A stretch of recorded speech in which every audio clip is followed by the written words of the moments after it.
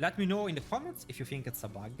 Anyway, ideal build if you wanna get best in slot items, because you can speed farm Q100 Nightmare Dungeons, you can turn your brain off, stand in all the AoE without dying, mobs get melted, 1 or 2 skills are enough to kill any elite techs in T100 Nightmare Dungeons.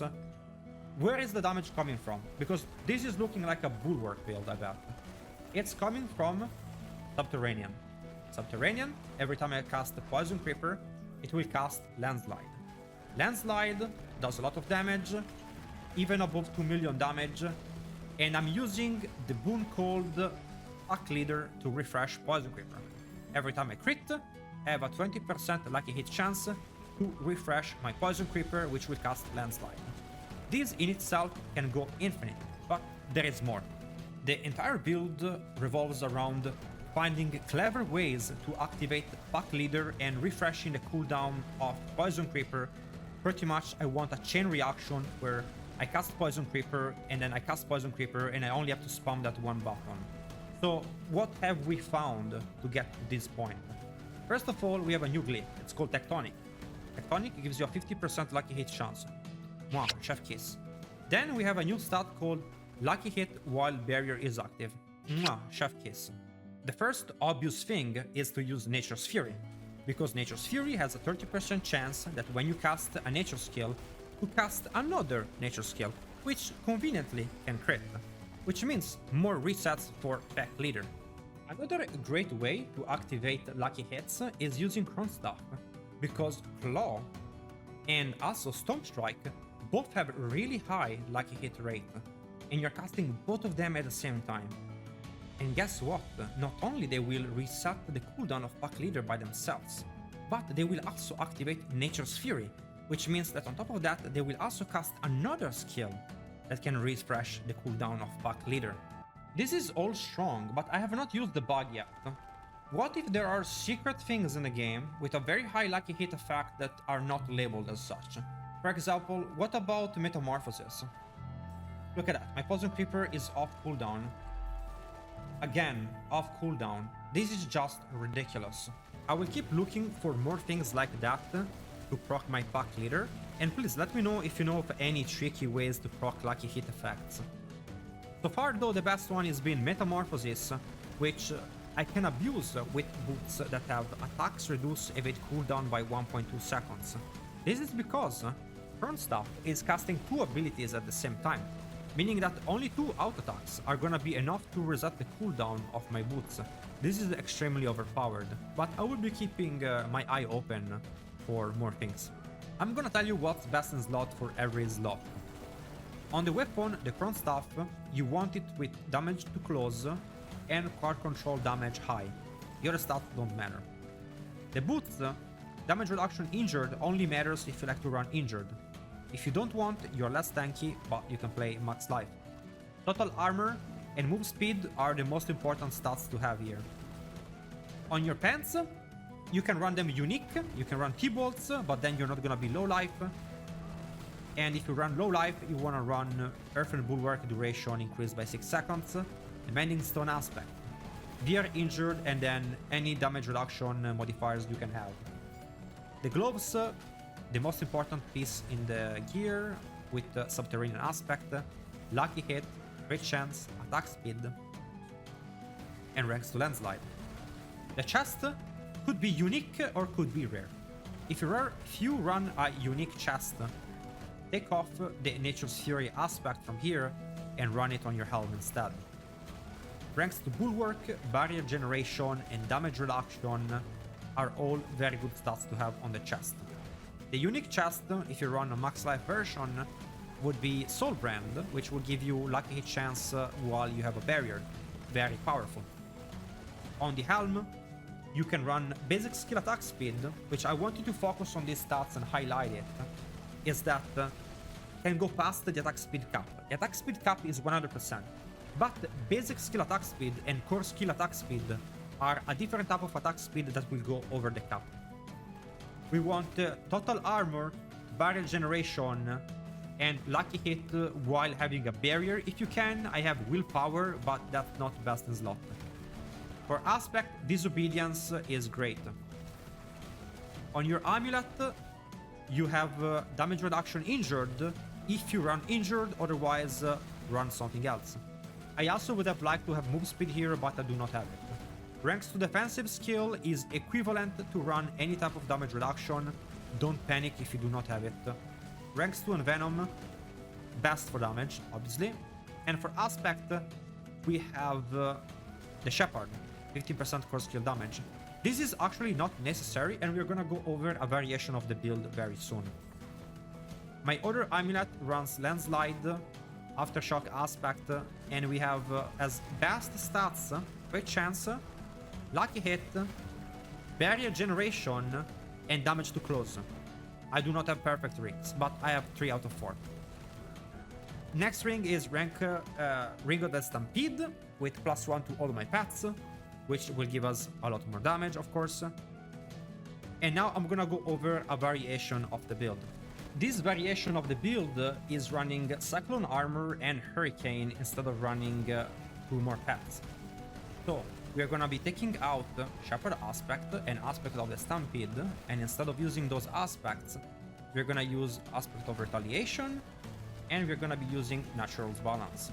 The pros of running this setup is that you're gonna be tankier and you're gonna be doing slightly less damage. So it's up to you to decide if this is something you're interested in or not.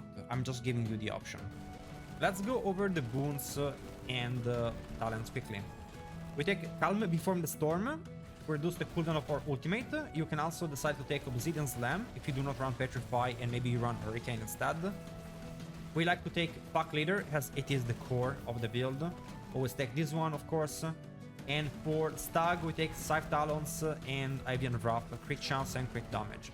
Now, if you do not play low life, just take Iron Feather or take swooping attacks if you do not have maxed out attack speed. But most likely you do, so take Iron Feather.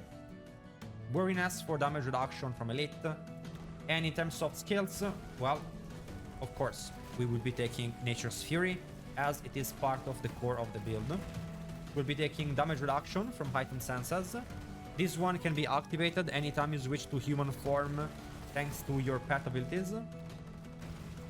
Defiance and Natural Disaster provide 12% damage each to elite mobs and anyone that is vulnerable, very powerful. We take Petrify as our ultimate with increased duration. And if you do not like that, you can always take Hurricane for more damage reduction. Next thing we run is gonna be Envenom without taking Toxic Claws. That's because Poison Creeper will provide poison for us. Next thing is gonna be Crushing Earth in combination with Stone Guard. Stone Guard is one of the few reasons we do run Fortify in the build. Not because of the damage reduction it provides, but because we can use this and Undaunted to get more damage in the build. We take, of course, Pet. We take Ravens and Brutal Raven for the crit chance and for the extra Ravens. We take Poison Creeper with the extra crit chance, which will help proc more Poison Creepers. 1 point in Wolves, unless you have a Shaco. Full points in Vigilance and Ancestral Fortitude. 1 point in Cyclone Armor if you decide to run that. If you run Pets, do not run it. Earthen Bulwark and Preserving Earthen Bulwark for the extra Fortify. This is the only way you generate Fortify at the moment, and so you have to take this one. Of course, also it provides Unstoppable, which we do not really need. It's just to activate Undaunted and another talent. We take Digit Great Gate for the move speed, which will translate to more attack speed thanks to the Vampiric power. Predatory Instinct for more crit chance. And we can take Wild Impulses for the core skill damage, which will apply to Landslide, even though you do not cast it with normal means. You cast it with Creeper Slide. We take full ranks full passive for Claw and full passive for Fierce Storm Strike. We do not get any ranks. Any ranks in it is just simply due to the current stuff, of course.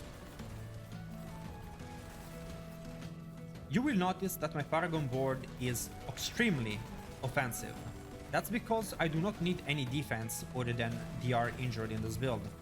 We are running Tectonic on the first board. Full damage, we don't take the HP nor the armor. Second board, full damage notes. We skip the armor once again. We go for Fang and Claw, Item Malice. We take Protector, which is gonna be the only defensive glyph we run, to increase mostly the damage of our Earth and Power. Of course, we wanna make sure to cap Earth and Devastation, and it's done by taking points in Constricting Tendrils, where we go for Superiority for more damage to crowd control enemies, more damage to elites, and we take in here Spirit, 49 Dexterity, a ton of critical strike damage. Next, we're gonna be taking Inner Beast with Undaunted, 49 Intelligence, maximum amount of damage we can get.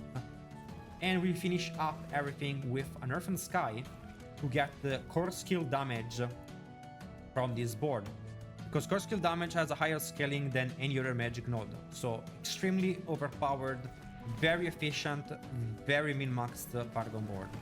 Vampiric powers, they are not needed, but they are nice for the build.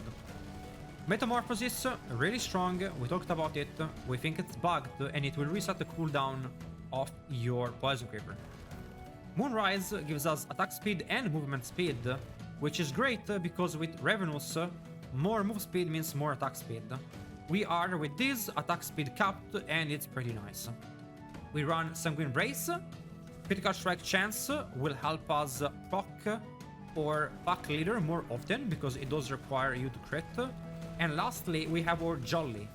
Prey on the Weak can be swapped up. It is 16% damage on bosses, and it's nice with the Metamorphosis, but you can take it off and you can run Domination for more damage against trash mobs.